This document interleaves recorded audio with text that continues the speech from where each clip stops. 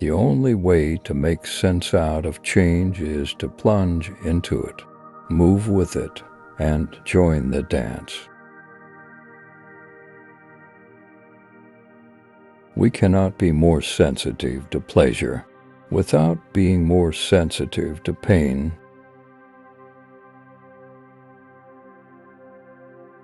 Never pretend to a love which you do not actually feel, for love is not ours to command.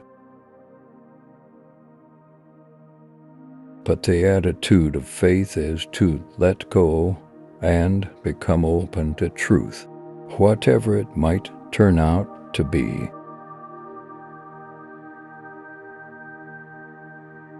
You don't look out there for God, something in the sky. You look in you. I owe my solitude to other people.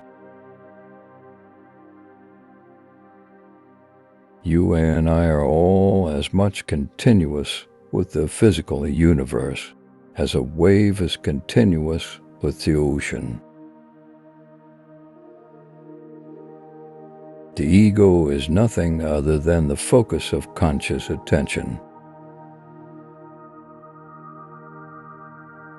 Unless one is able to live fully in the present, the future is a hoax. Trying to define yourself is like trying to bite your own teeth. Reality is only a Rorschaching blot, you know.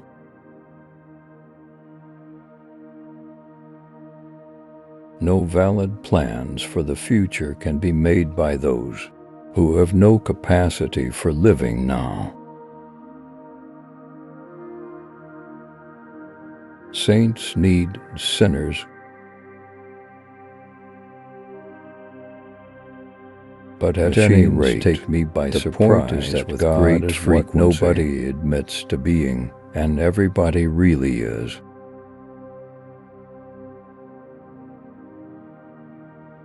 But to me nothing, the negative, the empty, is exceedingly powerful. The religious idea of God cannot do full duty for the metaphysical infinity. But we try to pretend, you see, that the external world exists altogether independently of us.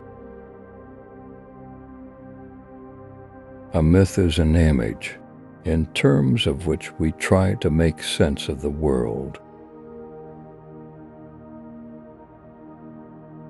We identify in our experience a differentiation between what we do and what happens to us. Omnipotence is not knowing how everything is done, it's just doing it. Faith is a state of openness or trust.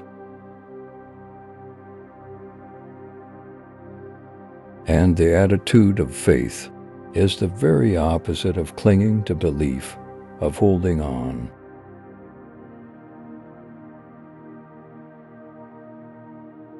The reason we want to go on and on is because we live in an impoverished present.